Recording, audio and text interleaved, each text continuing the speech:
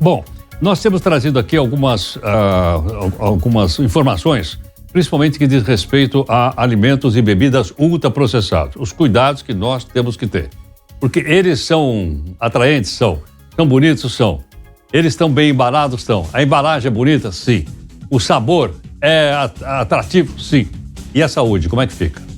Nós pedimos aqui a coordenadora de inovação e estratégia da Associação de Controle do Tabagismo e Promoção da Saúde, Marília Sobral Albiero, para conversar um pouco conosco. Marília, muito obrigado aqui por atender a Nova Brasil. Bom dia, Heródoto. Bom dia a todos os ouvintes. Nossa, um prazer e uma honra estar aqui com vocês para falar desse tema tão importante para a gente. Sem dúvida. Marília, vamos definir primeiro o seguinte: tem bebida também ultraprocessada? Imaginei que eram só sólidos. Não, na verdade é toda a categoria, né? Alimentos e bebidas a gente considera como ultraprocessados. Os ultraprocessados são os alimentos que têm marcadores, como a gente pode traduzir mais rapidamente, assim, como excesso de açúcar, sódio, gorduras, mas muito mais do que isso, né? São alimentos que têm na sua composição ingredientes que, na verdade, só tem em escala industrial, tem um grande número do que a gente chama de aditivos cosméticos, né, que são aqueles que vão muito além da conservação, né, são aqueles que fazem justamente, Heródoto, aquilo que você já falou, para aguçar aromas, sabores, preservar, mascarar algo inconveniente, e isso faz tudo isso com que tenha um impacto negativo para a nossa saúde, né? Então, só recentemente, há um ano atrás, a gente teve um grande estudo que revelou que 57 mil mortes da população adulta no Brasil são atribuíveis às doenças causadas pelo consumo de ultraprocessados, que são as doenças crônicas, câncer, diabetes, doenças cardíacas, a própria obesidade, que é fator de risco, e é também doença crônica. Então, isso tem um impacto na saúde pública do país e poderia ser evitado. Marília, não há uma regulamentação por parte das autoridades de saúde? Heródoto, a gente tem, se você pegar assim, um pouco o que está acontecendo no mundo, até a América Latina, ela tem sido um pouco pioneira nesse entendimento da necessidade da regulamentação dessa categoria dos alimentos. Aqui no Brasil, entrou em vigor em outubro, mais ou menos dia 6 de outubro, o que a gente pode dizer que foi a primeira grande regulamentação, que foi a rotulagem frontal dos alimentos.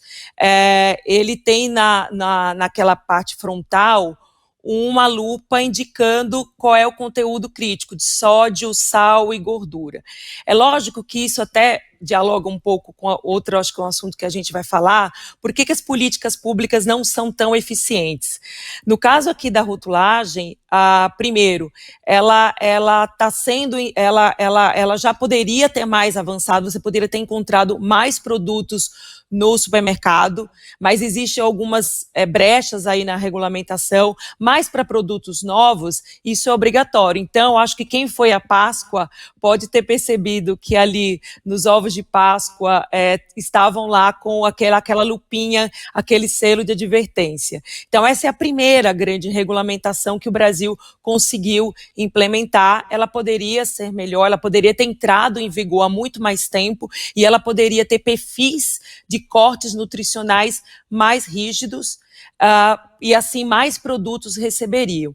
Mas tem uma outra também, outra grande regulamentação que tem sido usado bastante em outros países do mundo, e acho que tem um diálogo muito grande com esse momento que a gente está vivendo agora no país, que é a reforma tributária, que é a criação de impostos seletivos, tributos que servem para penalizar um pouco esse tipo de alimento.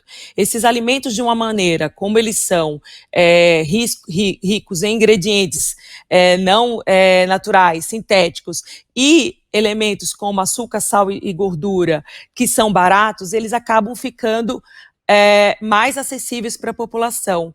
E com isso, o preço ele se torna mais barato e mais acessível.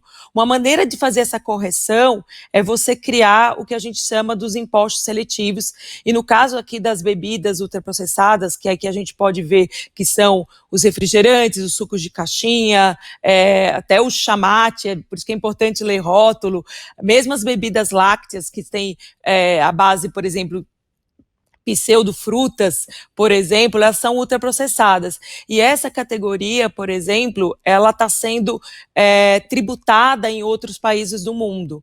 Então, a gente tem hoje mais ou menos 60 países que já adotaram alguma tributação específica para ultraprocessados. Então, nesse momento que a gente está discutindo a reforma tributária, é um tema que a gente tem levado também para os parlamentares e também para o executivo, de o Brasil se aproveitar desse momento e aí fazer uma correção da distorção tributária que existe, porque hoje quem é saudável acaba incorporando toda a tributação e quem é não saudável tem isenção e benefício fiscal.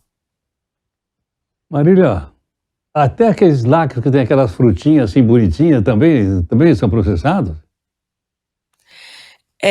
Heródoto, é importante, por isso, muito ler o rótulo, porque muito do que é usado ali, a publicidade, eu acho que é uma dessa parte aí da campanha que a gente lançou recentemente, assim, não engula essa, verdades difíceis de engolir, é porque a publicidade, ela é usada muito a favor de mais um elemento para não comunicar ao consumidor. Então, você usa ali, e é importante levar, porque as nossas compras alimentares não são compras reflexivas. Você acaba não tendo aquele tempo, aquela informação para poder parar para cada elemento que você pega no seu ambiente alimentar, fazer uma reflexão sobre aquele alimento. Então você, às vezes a própria embalagem, ela induz a um comportamento que não é o adequado. Então o mais importante você ler o rótulo, ler a lista de ingrediente, e a lista de ingredientes é muito importante porque você consegue ver o elemento que está maior em quantidade é o primeiro da lista, e reparar agora no selo de advertência e não se deixar realmente se enganar aí pela embalagem. Perfeito. Marília, muito obrigado por atender a Nova Brasil. Obrigada, Heródoto. Estamos sempre à disposição. Um abraço. Muito obrigado. Marília Sobral Albiero, coordenadora de inovação e estratégia da Associação do Controle do Tabagismo, Promoção de Saúde, e várias informações relevantes que ela passou para a gente às 8h49.